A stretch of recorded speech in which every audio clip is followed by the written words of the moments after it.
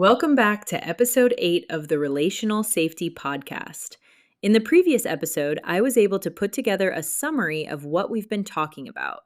This content can be heavy at times, and I really wanted to be able to summarize it properly for you guys. Today is going to be really interesting. You're going to be so happy you tuned in for this one because we're talking about attachment and what it actually looks like when our attachment becomes activated. And I want to do something a little bit different for this episode. Therapists sometimes have these clinical case discussions when they're seeking feedback on certain challenges that they might be having in their practice. The therapist sits with other colleagues, and the therapist then provides some background information about the case so that the other therapist can properly weigh in. So today I'm presenting you with the case of 32-year-old Annie and 35-year-old Roger, who have been married for the last 10 years. Now, this is obviously not a real client, but it's the type of dynamic that we very often see between the anxious and avoidant attachment pairing. And because it's a common dynamic, there's a good chance that you might be able to relate to this case, or maybe you know someone who's gone through a similar experience. So, I'm going to provide you with the details of the case, and your job is to gather information about this couple. Now, if you know what your attachment style is, I have an additional job for you. I want you to put yourself in the shoes of the partner with the opposite attachment style. And I want you to really try to feel what they might be experiencing in their relationship. And if you have a disorganized attachment, I haven't forgotten you. You get to pick whichever side you want. All right, are you ready to do this? Get comfortable and let's get started with the case of 35-year-old Roger and 32-year-old Annie. Roger and Annie have been together for 10 years and they've been married for 5. They live together in a small, quiet, suburban town outside of a big city, and they don't have any children. Roger is reaching out to a therapist for support. He just finished reading the book Attached, and he believes that he has an avoidant attachment. He explains that the relationship with his wife has become increasingly strained over the past 2 years. He explains that his wife has become tired of his inability to tap into his emotions, and that he struggles to be vulnerable with her. Roger grew up on a farm down in southern Georgia. His mother had a 9-to-5 job working for a marketing company. She wasn't home often, and he was often left in the care of his father. His father was an emotionally distant man, but he was also a very dysregulated man. He often found himself losing patience and lashing out at Roger growing up. Roger learned really early on that talking about his feelings only got him in trouble. So he stopped doing that and started suppressing his feelings instead. His father would also remind him that feelings were weak, and that if Roger wanted to be successful in life like he was, he would have to learn how to suck it up and be a real man. Meanwhile, 32-year-old Annie grew up in Toronto with both of her parents. Annie's father was often working long hours and didn't have much time to dedicate to his daughter. And Annie's mother? She was a cold, emotionally detached woman. It was difficult for Annie because there were some days when her mother would come home from work humming and singing. She would make dinner and ask Annie all about school and friends. But then there were days when she would get into arguments with Annie's father. She would throw things at the walls, curse, and say things like, "I wish I lived on my own and had some peace and quiet in my life. I never should have married you." And then she would leave the home and she wouldn't come back for several days. Back in the present, Roger explains that he was aware that he struggled with expressing his emotions and that he wanted to be better to make his marriage work. Annie had made it clear that he needed to get some professional help or the marriage was over. Annie would complain that Roger wasn't being vulnerable enough with her, that he wasn't connecting with her on an emotional level. She would often complain to him, and she engaged in anxious attachment behaviors called hyperactivating strategies. I'll have to dedicate an entire episode just to that topic because there's so much to cover. But essentially, Annie would bring up past events that had taken place between her and Roger, like that time 9 years ago when he had accidentally forgotten that they had a date planned, or that time that she had asked Roger to pick up their cat from the vet after work 5 years ago, and how disappointed she was that he had completely forgotten. Roger had apologized for his mistakes, but Annie would bring them up whenever she felt that Roger was pulling away. She would overemphasize how hurt she was that Roger wasn't able to open up and be vulnerable with her. She would tell him that she felt strongly that there was someone else out there for her, and that she really didn't feel like the relationship was meant to continue. She said that she often found herself daydreaming about meeting a new man, someone who could actually connect with her emotionally. Roger stated that he could understand why she would want that when he couldn't give her what she needed. He went on to explain how he felt like nothing he ever did for her was good enough. He explained that she would complain every time she asked him to do something. If he did the dishes, he couldn't do it right. If he did the laundry, he couldn't do it right. She constantly berated him and pointed out what he had done wrong. It was to a point where Roger said that he felt like he was walking on eggshells around her all the time. Nonetheless, Roger stated that he understood that he had to work on himself before it was too late. So at this point, how does it feel to be in Roger's shoes? And how do you think it feels to be in Annie's shoes? And why? Now, let's slow this down for a second, because what most people are going to do at this point is start labeling. Annie is anxious. Roger is avoidant and he's not meeting her needs. Or, why does Annie have to do all the work? But that's not the whole picture. Here's what's actually happening. When we engage in deactivating or hyperactivating strategies, it doesn't just happen. There needs to be a trigger. And like I've mentioned in previous episodes, the trigger is always a schema. Not sometimes, always. In this case, something is getting activated in both of them because, again, attachment isn't a personality or an emotional state. And it's not about one person being too much and the other being not enough. This is about two nervous systems responding to perceived threat in completely different ways. Both anxious and avoidant attachment have a core schema that is at the root of these attachment styles. For anxious attachment, the abandonment schema is at the root of this attachment style. Likewise, for the avoidant, shame and defectiveness are the core schemas rooted in this attachment style. And I'll talk about this in more detail in the next few episodes, but I needed to mention it before we get started with looking at Annie's case. So let's get started with Annie. When Roger pulls away, when he doesn't open up, when she feels that emotional distance, her system doesn't interpret that as neutral. Why? Because her abandonment schema from childhood is becoming activated. The nervous system is detecting a threat. It's not safe for Annie. The brain and the nervous system actually believe that there is a threat and that she will get abandoned. And again, why is the nervous system freaking out over the fear of abandonment? Why is it even such a big deal? Because abandonment is equal to a decrease in her rate of survival.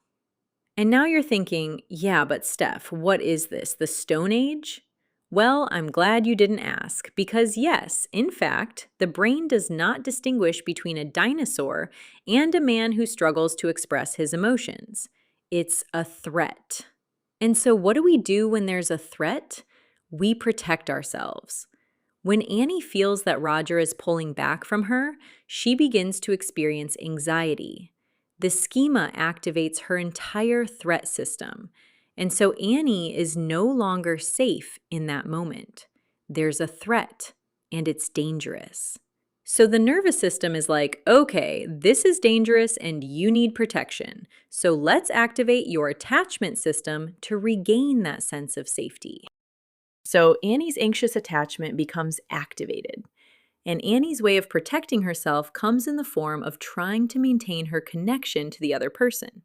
because if she can maintain her attachment to the other person at all costs, then her rate of survival stays up. Because Annie doesn't believe that she can handle life without the other person. So when your hands are sweaty and you're hanging off a ledge, what do? You grip the ledge even harder and hope you don't slip any further. The issue is that there are many different ways to try and connect with another human being. There are many ways to try and get someone's attention, but not all of them are necessarily healthy. So in this case, Annie tries to connect with Roger. She brings up the past. She emphasizes how hurt she is. She pushes for closeness. And here's the thing, it's not because she's being difficult. The fear is driving the behavior. And on the surface, she's not sitting there saying to herself, "Oh no, I'm so afraid. My abandonment schema is triggered and I'm so scared." The fear is visceral, and it's so strong that it's pushing her into engaging in these hyperactivating strategies because she's afraid, and she's protecting herself from having her fears come true. Now let's look at Roger, and I think that this is where the social media discourse on the avoidant attachment gets really lost in translation. And I'm going to be honest here because that's what I'm about. And some folks may not want to hear this, or maybe some might. But I'm going to tell you something that a lot of people don't know about the avoidant. Because the way that social media pictures the avoidant is this: the avoidant falls in love with an anxious partner. But then at some point, the avoidant is so in love that they get overwhelmed and they run away because they're afraid of loving the anxious person too much. I mean, that's somewhat romantic, maybe, but it's not quite right. Remember, earlier I mentioned that the avoidance core schema is shame and defectiveness. I call it the "I'm not good enough" schema, even though that's not the right name for it. When Annie raises her voice, whenever she criticizes him, when she tells him he's not doing enough, his system doesn't interpret that as neutral either. Remember how Roger's father used to put him down and criticize him? That's how Roger developed the "I'm not good enough" schema in childhood. And of course, because schemas are meant to be reinforced, the avoidant has a tendency of gravitating towards the anxious attachment. Why? Because anxiously attached folks have, well, let me put it this way. They have quite the delivery when it comes to communication.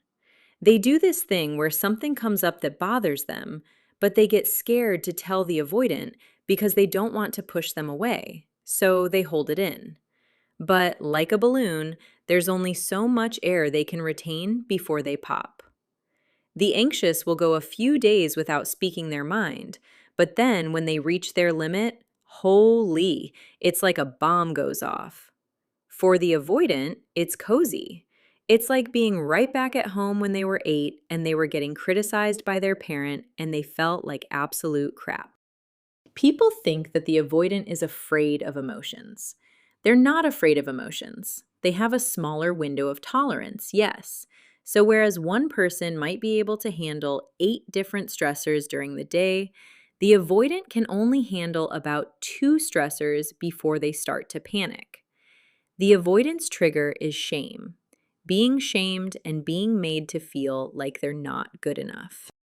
If we look at Roger's case, he had been made to feel like he was such a failure. Because remember, this schema developed in childhood. Being made to feel like he's not good enough is literally all he's ever known. And Roger had gotten to a point where he had been criticized so much throughout his life by those closest to him that he actually believed that he wasn't good enough. So much so that Roger requested to see a therapist because he stated that he was the problem. He wasn't vulnerable enough. But here's the issue. Vulnerability is extremely difficult to begin with because vulnerability requires trust. If I open myself up to you, it's not necessarily safe. You could judge me, criticize me, or worse, you could use what I tell you against me. Vulnerability is difficult, but vulnerability requires trust and safety. And I'm putting myself in Roger's shoes right now, and I'm going to be very honest. If my partner was making me feel absolutely worthless and then asking me to be more vulnerable, that's not happening. Why? Because it's not safe. Nobody in that situation is going to feel safe enough to be able to allow themselves to be vulnerable. Why would he? Roger doesn't feel safe, and it's not safe. And that goes for the anxious as well. The anxious has an abandonment schema and is with a partner who pulls back. That's not safe. But here's the part I really want you to understand. They are not reacting to each other. They are reacting to what each other activates. And this is why both people feel right. Their schemas are being reinforced by one another. And the brain is so happy with this because it's such a familiar dance. And neither Annie nor Roger are seeing what's actually going on. They're not seeing the mechanism at play. And the mechanism is this: schemas get activated. The nervous system detects threat. Attachment strategies kick in. So when we look at this through that lens, Annie is not too much. She's afraid. Roger is not emotionally unavailable. He's afraid. They are both protecting themselves. And this is why these patterns feel so hard to change. Because from the nervous system's perspective, the threat is real, even if the situation objectively isn't dangerous. And here's the problem. If nothing changes at the level of what's being activated, the cycle continues over and over and over again. You can talk about communication. You can read books. You can understand your attachment style. You can meditate and do some deep breathing techniques all night long. But if the underlying schemas are still being activated, your nervous system will keep responding the same way. So what does this mean? It means that changing your attachment style is not about forcing different behavior. It's about changing what your system is protecting you from. And that brings us to the real question. If these reactions are driven by threat, if they're driven by prediction, if they're driven by past experiences that your nervous system believes are still relevant, how do you actually change that? Because insight alone isn't doing it. You can understand everything we just talked about and still find yourself in the same exact pattern the next day. So in the next episode, we're going to talk about what actually changes the system, what actually shifts those predictions, and why healing relational trauma is not about thinking differently, but about experiencing something different. I'll see you in the next episode.